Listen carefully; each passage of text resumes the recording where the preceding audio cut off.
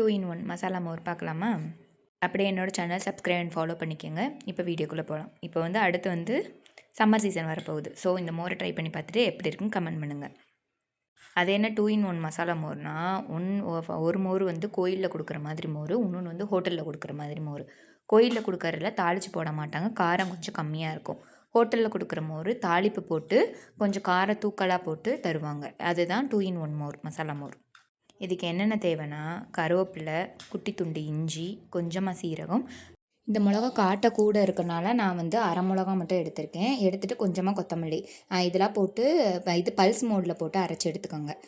தண்ணி எதுவும் ஊற்றக்கூடாது. சும்மா வந்து பல்ஸ் மோடில் மட்டும் போட்டு எடுத்துகிட்டு அதை வந்து நம்ம கரைச்சி வச்சுருக்கோம்ல, மோராக ஆக்கி வச்சுருக்கோம்ல, அதில் வந்து ஆட் பண்ணிக்கோங்க.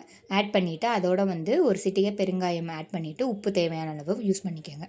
இது சாம்பார்லாம் சாப்பிட்டு முடிச்சுட்டு கடைசியாக வந்து மோர் ஊற்றி சாப்பிடும்போது டேஸ்ட்டாக இருக்கும். இல்லை தனியாக வந்து ஊற்றி குடிக்கும்போது டேஸ்ட் செம்மையாக இருக்கும். இது இந்த கம்மிங் சம்மருக்கு இதை ட்ரை பண்ணி பார்த்துட்டு எப்படி இருக்கு கமெண்ட் பண்ணுங்கள்.